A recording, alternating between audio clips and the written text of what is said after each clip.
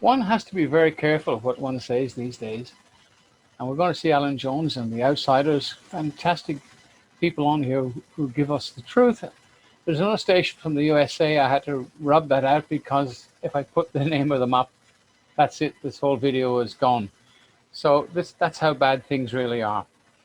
But the truth is coming out, and the people are starting to wake up.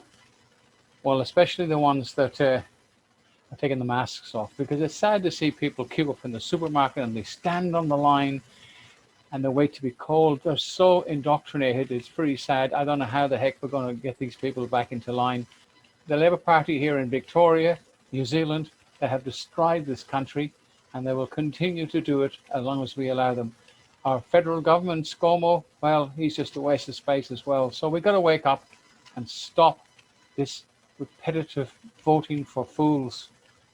But you must get yourself out of the fictional world and get yourself an ID card.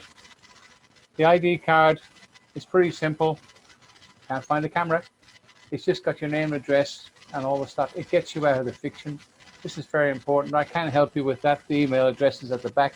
Just do it, because if you don't, you've got no identification. And if you've got no identification, you've got to use their system. And if you use their system, you're going to contract. Well, back to Daniel Andrews, Dictator Dan. You are in trouble, and so you should be, big time. The public have had a gutful. And remember, all Australia are affected. This bloke is sending Victoria broke, but the rest of Australia has to pick up the tab. Remember 2 weeks ago, Tony Plibersek threw around the word nong in relation to the federal Liberal MP for Hughes, Craig Kelly. A nong is a foolish and incompetent person. Craig Kelly, who by the way receives more and more support from the public, has persisted in asking why the government ignores the medical truth that hydroxychloroquine along with ivermectin can be used as an early treatment for coronavirus. His line of questioning is supported by one of Australia's top immunologists, Professor Robert Clancy, amongst many others. Now, apparently, that warrants Craig Kelly being called a nong. Well, what does that make Daniel Andrews? The public have had a gutful of Andrews and will not swallow this, pardon the word, crap, that we've all done so much. Yes, Daniel Andrews, you have traded on fear and alarmism. You've tried to deceive Victorians that you've kept them alive, even though 800 people have died, the rest of Australia 89. You've destroyed businesses, destroyed self-esteem. You've pitted citizen against citizen, police against citizen, state against state. Yes, Daniel Andrews, you've done so much. One word you left out. So much damage to so many people, so many children, so many businesses, so many would-be brides. And you've never had the guts to say, because it doesn't suit your fear campaign, you've never had the guts to say that in Australia today, 100% of the cases are mild. 100%. There are 14 people in hospital in Australia. And no, you nong, the virus is not moving, quote, at a velocity that has not been seen anywhere in our country over the course of the last 12 months. Your words. It's not been moving at, quote, light speed. Your words. Thriving on fear, Mr. Andrews, is one thing. Telling lies is another. Daniel Andrews, admit the truth of what I've been saying for months. You have only one tactic, alarmism, to generate fear. So after sending Victoria into 112 days of lockdown last year, the urge for you to do it all again was too great. So here we are, Victoria's third lockdown, even though 25,000 Victorians were tested on Sunday for 2 new cases, one of whom they deemed positive, even though the woman didn't test positive. And Andrews defiantly today saying the lockdown may continue. Then the image today of people being evacuated from the Holiday Inn Hotel on Flinders Lane in Melbourne's CBD to the Pullman Albert Park. One of whom can be seen, there you are, stepping off the bus wearing a garbage bag over her head as personal protective equipment, PPE. Is this the gold standard to which you referred last week, Mr. Andrews? People wearing garbage bags over their heads to stop the spread of COVID-19? Mr. Andrews, you're more than a nong. You are a scary, political, power-hungry vandal. I said last night, you should be frog-marched from the leadership of the Labor Party in Victoria now, and if not, the Labor Party must be frog-marched out of government.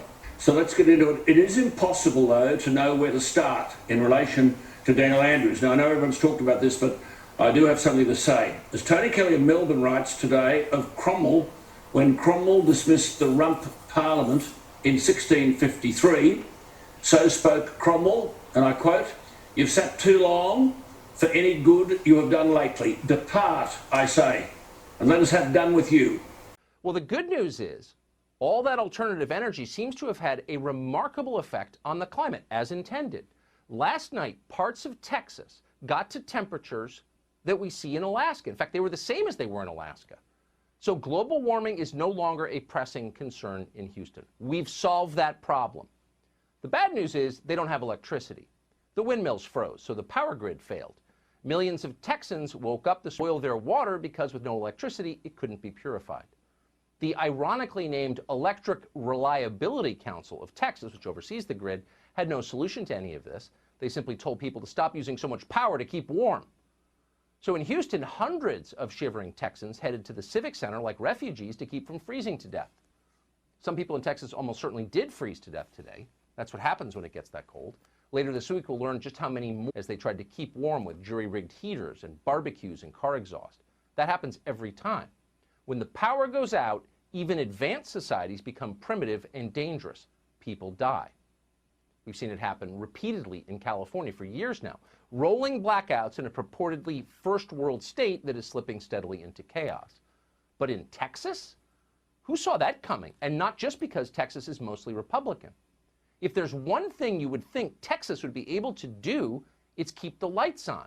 Most electricity comes from natural gas, and Texas produces more of that than any place on the continent. There are huge natural gas deposits all over Texas. Texas is an oil and gas state, famously. Running out of energy in Texas is like starving to death at the grocery store. You can only do it on purpose. And Texas did. Rather than celebrate and benefit from their state's vast natural resources, politicians took the fashionable route and became recklessly reliant on so-called alternative energy, meaning windmills. 15 years ago, there were virtually no wind farms in Texas.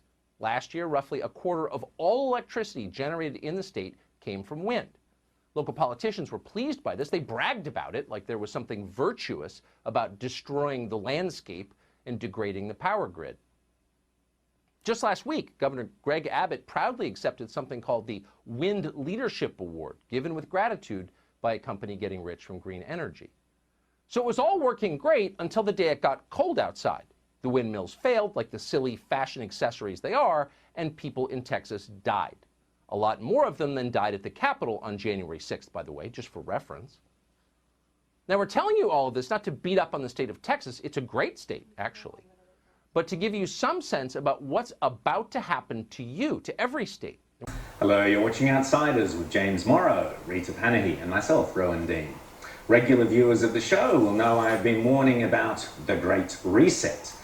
This is the globalist, climate-focused, multinational, big tech agenda proposed by some extremely powerful, but, important to note, unelected and undemocratic globalist bodies, such as the United Nations, the International Monetary Fund, the World Economic Forum, and others, including, disgracefully, Prince Charles.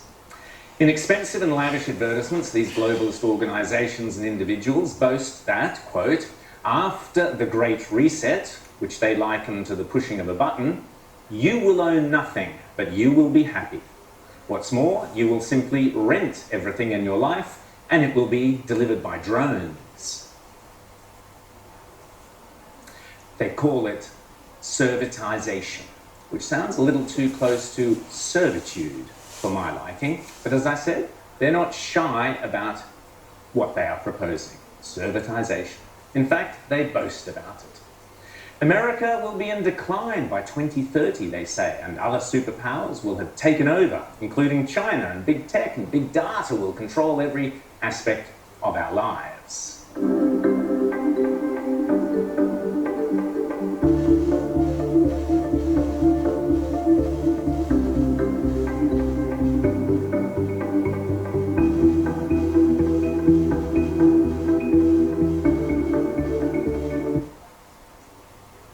So remember, this is these globalist organizations boasting of this as a good thing.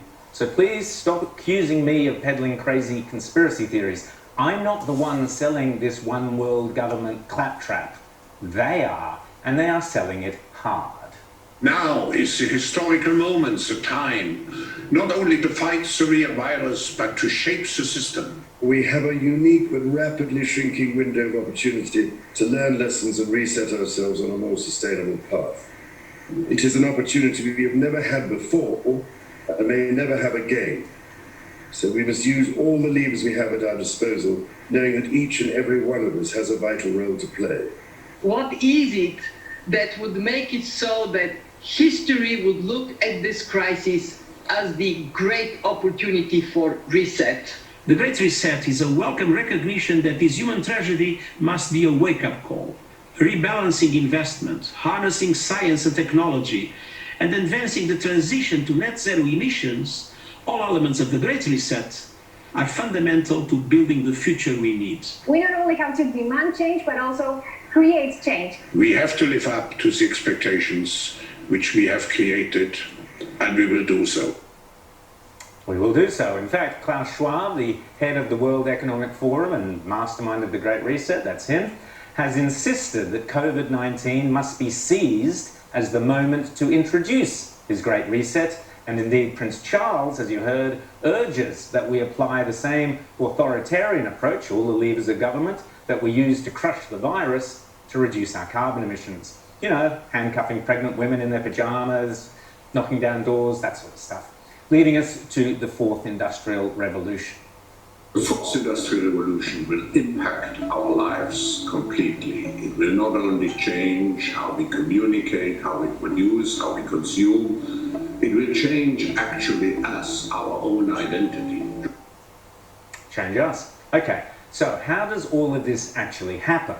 Well, first come all those slogans. Any talk about resetting the economy, or building back better, which is the new socialist catchphrase, or servitization, or stronger cities, or the new normal.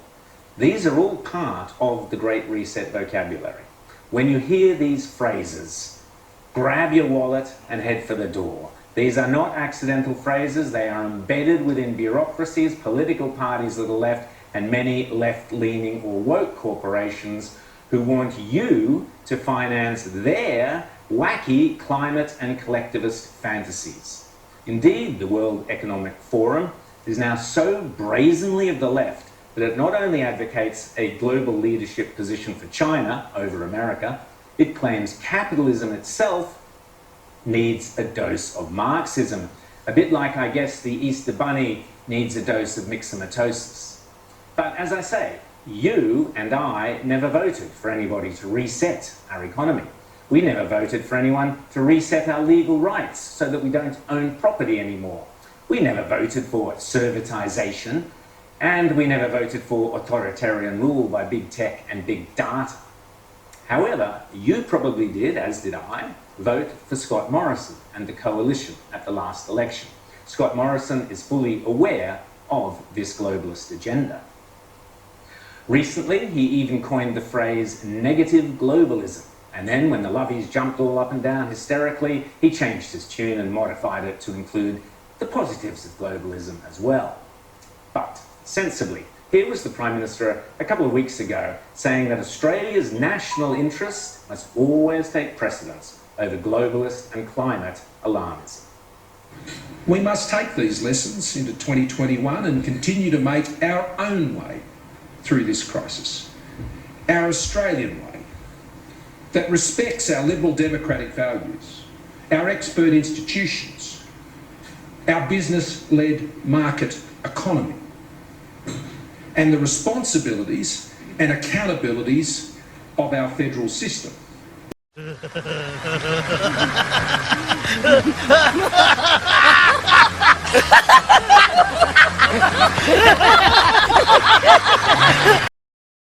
Ask regional Australians to carry that burden.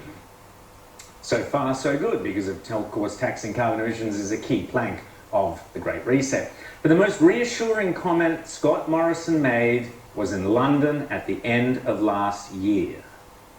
We don't need to reset our economic agenda. We just need to get on with it. Scott Morrison rarely leans on one word so heavily, but he did then. Indeed, he could not have been more emphatic. A clear and unequivocal rejection by the elected Australian Prime Minister of the Great Reset. Here it is.